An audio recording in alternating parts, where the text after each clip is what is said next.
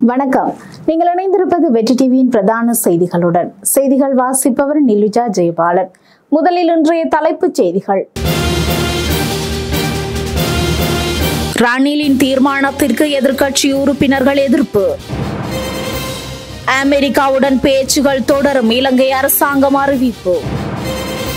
இன்று நள்ளிரவு முதல் தொழிற்சங்க நடவடிக்கை. சிங்கப்பூர் ஏர்லைன்ஸ் விமானங்களில் எரிபொருள் பரிசோதனை. தொடர்பான இலங்கை செய்திகள். தேசிய மக்கள் சக்தியுடன் இணைந்து பேருவளை பிரதேச சபையில் கூட்டு நிர்வாகத்தை அமைக்க ஐக்கிய மக்கள் சக்தி எடுத்த தீர்மானம் குறித்து பல எதிர்க்கட்சிகளை சேர்ந்த சிரேஷ்ட உறுப்பினர்கள் குழு அதிருப்தி தெரிவித்துள்ளனர்.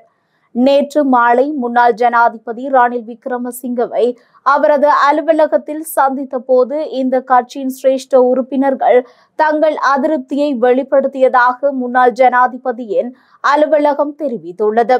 இச்சந்திப்பில் மக்கள் கூட்டணி, ஸ்ரீலங்கா பொதுஜன பெரமுன மற்றும் உதய கம்மன்பில போன்ற தலைவர்களின் பிரதிநிதிகள் பங்கேற்றனர்.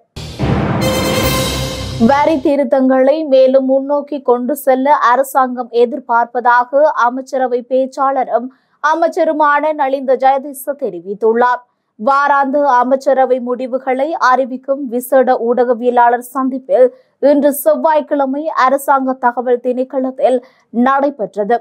இதன் போதே அமைச்சர் இவ்வாறு கூறியதுடன் அவர் மேலும் தெரிவித்ததாவது: அரசாங்கமாக அமெரிக்காவுடன் பேச்சுகளை நடத்தி வருகின்றோம்.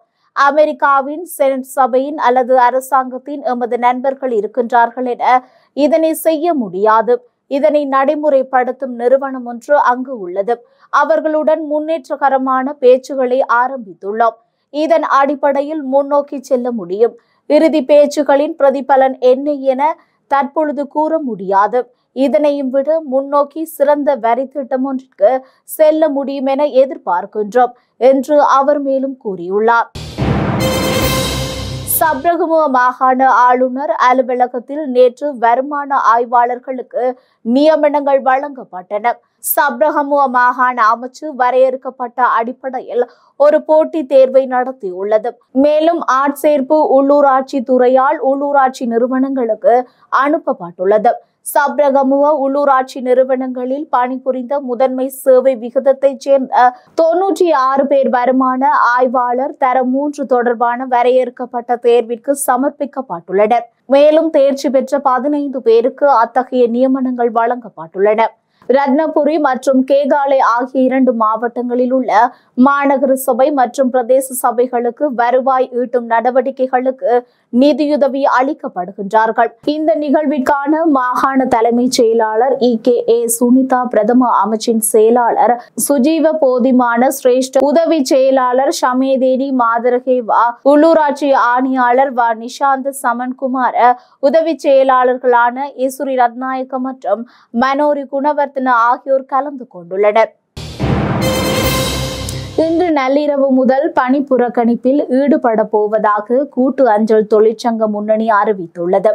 நாடு முழுவதும் உள்ள அஞ்சல் நிலையங்கள் மற்றும் நிர்வாக அலுவலகங்களில் மேலதிக நேர பிரச்சினை தொடர்பிலேயே இந்த பணி புறக்கணிப்பு முன்னெடுக்கப்படுவதாக அஞ்சல் தொழிற்சங்கம் தெரிவித்துள்ளது. 2016ஆம் ஆண்டு முதல் அஞ்சல் சேவையில் முறையான ஆட்சேர்ப்பு நடைமுறைகளை மேற்கொண்டு தவறியதன் காரணமாகவே தற்போதைய நிலை ஏற்பட்டுள்ளதாக தொழிற்சங்க பிரதிநிதிகள் தெரிவித்துள்ளனர்.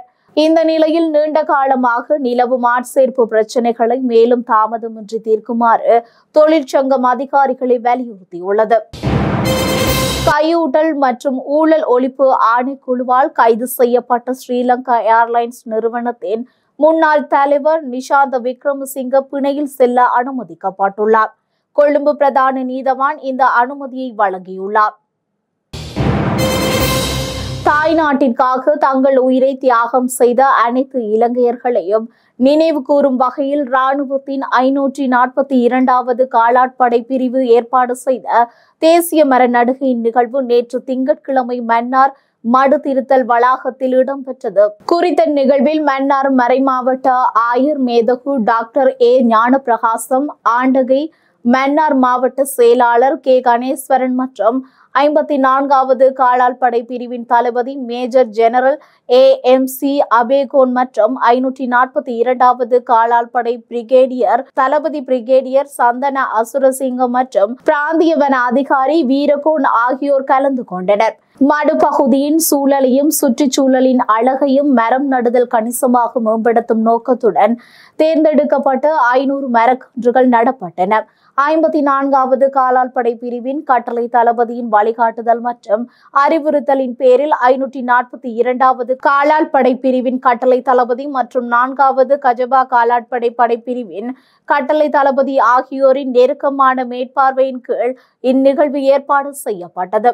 இந்நிகழ்வில் சிவில் விவகார அதிகாரி 542வது காலாள் படை படைப்பிரிவின் ஒருங்கிணைப்பில் இராணுவத்தினர் பங்கேற்றனர்.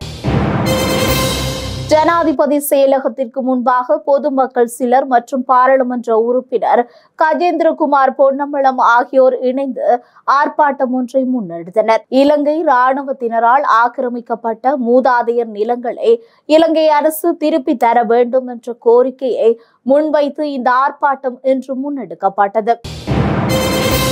அடுத்து வருவன வெளிநாட்டு செய்திகள்.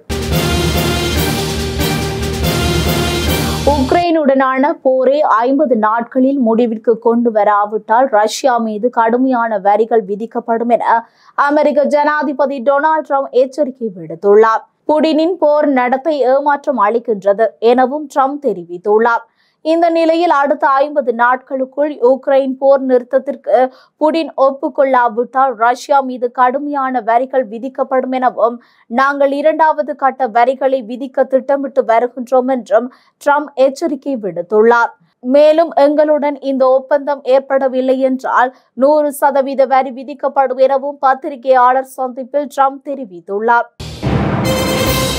சிங்கப்பூர் ஏர்லைன்ஸ் விமான சேவை நிறுவனமும் அதன் குறைந்த விலை விமான சேவை பிரிவான ஸ்கூட் விமான சேவையும் முன்னெச்சரிக்கை நடவடிக்கையாக அவற்றின் போயிங் 787 ரக விமானிகளின் எரிபொருள் விசைகளை பரிசோதித்துள்ளன. அண்மையில் இந்தியாவின் ஏர் இந்தியா விமான விபத்தை அடுத்து சிங்கப்பூர் ஏர்லைன்ஸ் ஸ்கூட் ஆகியவை அவற்றின் விமானங்களில் உள்ள எரிபொருள் விசைகளை பரிசோதித்துள்ளன. 787 ரக விமானங்களை பொறுத்தவரை சிங்கப்பூர் ஏர்லைன்ஸிற்கு 26 விமானங்களும் ஸ்கூட்டுக்கு 23 விமானங்களும் உள்ளன. எங்கள் வாடிக்கையாளர்கள் மற்றும் ஊழியர்களின் பாதுகாப்பிற்கு முன்னுரிமை தருகின்றோம் என்று சிங்கப்பூர் ஏர்லைன்ஸ் குழுமத்தின் செய்தி தொகுப்பாளர் தெரிவித்துள்ளார். அடுத்து வருவது விளையாட்டுச் செய்தி. 2025ஆம் ஆண்டு IPL தொடரில் RCB அணி சாம்பியனான நிலையில் சந்தையில் அந்த அணியின் பிராண்ட் மதிப்பு தற்பொழுது அதிகரித்துள்ளதாக முதலீட்டு வங்கி நிறுவனம் அறிக்கையில் தெரிவித்துள்ளது. அதன்படி அந்த அணியின் தற்போதைய பிராண்ட் மதிப்பு $269 மில்லியன் உள்ளது. முன்பு முதலிடத்தில் இருந்த சென்னை சூப்பர் கிங்ஸ் இந்த முறை $235 மில்லியன் மதிப்புடன் 3ஆம் இடத்திற்கு சறுக்கியுள்ளது. மும்பை இந்தியன்ஸ் அணி $242 மில்லியன் மதிப்புடன் 2வது இடத்தில் இருக்கின்றது. 10 அணிகளிலும் அதிகபட்சமாக பஞ்சாப் கிங்ஸின் மதிப்பு இந்த ஆண்டு 39.6% அதிகரித்து $141 மில்லியன் உள்ளது.